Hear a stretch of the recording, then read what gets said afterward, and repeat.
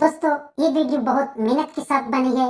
इस वीडियो को आप लोगों ने लाजमी एक लाइक और एक कमेंट्स करना है कि आप लोगों को ये वीडियो कैसे लगी। शादी के बाद सहेलियों ने दुल्हन से पूछा कि तुमने अपने नौकर से शादी क्यों की। दुल्हन बोली, दरअसल में ये कमीना बहुत बदतमीज हो गया था और मैं इसे सबक सिखाना चाहती थी। पठान की लड़ाई हुई, मामला अदालत तक पहुंचा। वकील ने पठान से पूछा, क्या तुमने मेरे मुवक्किल को आवारा, बदमाश और गधा कहा था? पठान बोला, जी सर, कहा था। वकील, क्या तुमने इसे उल्लू का पट्टा कहा था? पठान बोला, नहीं मड़ा, ये तो हम भूल गया था। एक पठान का अपने पड़ोसन के साथ चक्कर था। पड़ोसन मेके गई हुई थी। पठान भाई काफी परेशान था। तभी पड़ोसन का शोर आया तो पठान बोला, मैं तुम्हें एक बात बताऊं? पड़ोसन का शोर, जी बताओ खान साहब। पठान बोला, बड़ा मुझे नहीं मालूम कि लोग अपनी बीवियों के बगैर कैसे गुजारा करते हैं। मेरे तो पड़ोसी की बीवी भी अगर अपने बरदेन के घर जाती है तो मड़ा मुझे तो बिल्कुल भी अच्छा नहीं लगता। एक पठान पायलट की नौकरी के लिए इंटरव्यू देने गया। वहां सबसे पूछा गया, आप में से किसी का दिल तो कमजोर नहीं है ना? पठान उठकर बोला, सर इनमें से सबसे मजबूत दिल मेरा है। इंटरव्यू वाला, वो कैसे? पठान बोला, सर 1 साल के अंदर मुझे 4 हार्ट अटैक आए हैं, फिर भी मैं आपके सामने जिंदा खड़ा हूँ।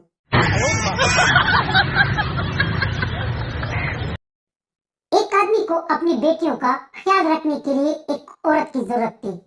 बेटियों की देखभाल के लिए एक खातून उम्मीदवार से पूछा गया, क्या आपको बच्चियों के साथ रहने का कोई तजर्बा है? औरत बोली, मैं खुद काफी अरसे तक बच्ची रही हूँ। माँ अपने बेटे से, बेटा आज तुमने स्कूल में क्या सीखा? बेटा बोला, माँ आज मैंने ये सीखा कि बाकी तमाम बच्चे अपने बरदेन से पॉकेट मनी लेकर जाते हैं जबकि मुझे नहीं मिलता। एक बड़े बड़े मूंछों वाला पहलवान बस में सवार हुआ। कंडक्टर बोला, भाई टिकट। पहलवान बोला, हम टिकट नहीं लेते। कंडक्टर ने पहलवान की तरफ देखा लेकिन वो चाहते हुए भी कुछ न कर सका। इस तरह पहलवान रोज बस में सवार होता था और टिकट नहीं लेता था। ये बात कंडक्टर के दिल को छू गई। कंडक्टर ने भी अपनी मूंछें बढ़ाई और पहलवानी शुरू कर दी। इस तरह कोई 5-7 माह गुजर गए। कंडक्टर अब पूरा पहलवान बन गया था। अब जब पहलवान सवार हुआ तो कंडक्टर ने कहा, टिकट। पहलवान, हम टिकट नहीं लेते। कंडक्टर चौड़े सीने के साथ, तुम इसे क्यों नहीं लेते? पहलवान बोला, कंडक्टर साहब अपना चौड़ा सीना थोड़ा अंदर कर दो क्योंकि हमने पास बनवाया हुआ है।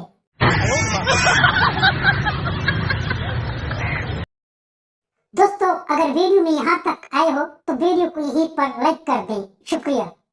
एक औरत रात के अंधेरे में कहीं जा रही थी कि अचानक 2 लड़कों ने औरत को रोका और छेड़छाड़ के लहजे में बोले, हेलो एटम, किधर जा रही हो? क्या तुम्हें इतनी रात में डर नहीं लगता और वो भी अकेले में? औरत बोली, भाई जब जिंदा थी तो बहुत डरती थी। इसके बाद औरत ने पीछे देखा तो माँ कसम दोनों लड़के गायब।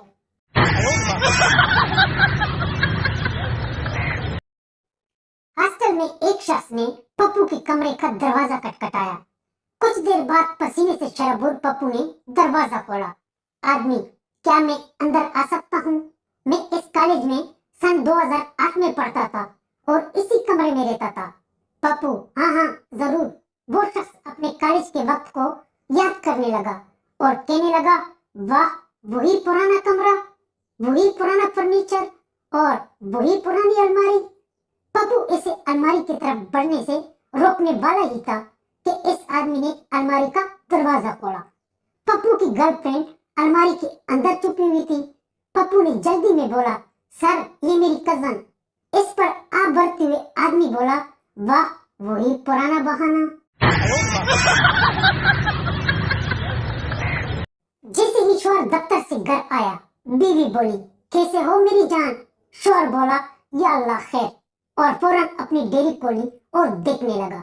बीवी बोली, जानू मेरी तरफ देखो ना, डेयरी में क्या देख रहे हो?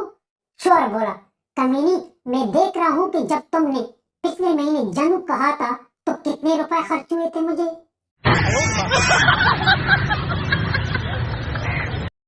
रात को 12 बजे एक डॉक्टर के मोबाइल फोन पर घंटी बजी। डॉक्टर और बीवी दोनों जाग गए। डॉक्टर बीवी से बोला, किसी मरीज का फोन होगा, बता देना कि डॉक्टर साहब बाहर गए हैं, मोबाइल घर पर ही भूल गए हैं। बीवी बोली, हेलो, तो दूसरी तरफ से आवाज आई जिसे डॉक्टर साहब ने भी सुना। फोन पर आदमी बोला, मैडम इमरजेंसी में दवा पूछना था, नहीं तो मरीज मर जाएगा। डॉक्टर ने बीवी के कान में आहिस्ता से एक दवाई का नाम बोला। जैसे बीवी ने फोन करने वाले को दोहराया, आदमी बोला, मैडम ये दवाई कानी कैसी है? डॉक्टर ने फिर बीवी के कान में आहिस्ता से बोला कि दवा ऐसी कानी है। बीवी ने फोन पर दवाई खाने की टाइम टेबल बता दी। फोन पर आदमी ने मैडम का बहुत शुक्रिया अदा किया। शुक्रिया अदा करने के बाद आदमी फिर बोला, मैडम हाँ एक बात और बता दें, जो आदमी आपके कान में आहिस्ता से दवाई बता रहा है वो डॉक्टर तो है ना? रिजल्ट के दिन पठान अपने बेटे से, बेटा तुम्हारे रिजल्ट का क्या बना? बेटा बोला, हेडमास्टर साहब कह रहे थे कि तुम्हें इस क्लास में पढ़ने में 1 साल और लगेगा। पठान बोला, बेशक बेटा 2-3 साल और लग जाए, लेकिन फेल मत होना। एक फैक्ट्री में काम करते हुए अपने बीमार शोहर से बीवी बोली, इस बार जानवरों के डॉक्टर से मिले, तभी आप ठीक हो जाएंगे। शोहर ने पूछा, वो क्यों? बीवी, तुम रोज सुबह मुर्गे की तरह जल्दी उठते हो और सुबह को घोड़े की तरफ दौड़ते हैं और ड्यूटी पर पहुंच जाते हैं। दिन भर गधे की तरह काम करते हो, लुमड़ी की तरह इधर उधर से मालूमात इकट्ठे करते हो। तुम बड़े अफसरों के हुक्म पर बंदर की तरह नाचते हो, घर आकर बच्चों पर कुत्ते की तरह भौंकते हो और खाना खाने के बाद भैंस की तरह सो जाते हो। इंसानों के डॉक्टर आपको क्या हाथ ठीक कर पाएंगे? शोर बेहोश।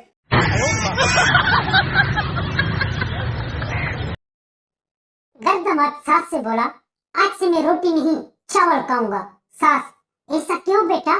दामाद, मोहल्ले में लोगों के ताने सुन सुनकर थक गया हूँ, रोज कहता है कि तुम अपने ससुराल की रोटी तोड़ते हो। एक बार ट्रेन में संता और बंता के दरमियान झगड़ा हुआ। संता खिड़की खोलता और कहता गर्मी है इसलिए खिड़की खुली छोड़ो। बंता खिड़की बंद कर देता और कहता सर्दी है इसीलिए खिड़की बंद रहने दो। एक मुसाफिर काफी देर इनकी लड़ाई देखता रहा। जब इनको लड़ने में काफी वक्त लगा तो तीसरा मुसाफिर बोला, भाई क्यों लड़ते हो? इससे कोई फर्क नहीं पड़ता कि खिड़की खुली हो या बंद हो, क्योंकि खिड़की का सिर्फ फ्रेम है, शीशा तो है ही नहीं।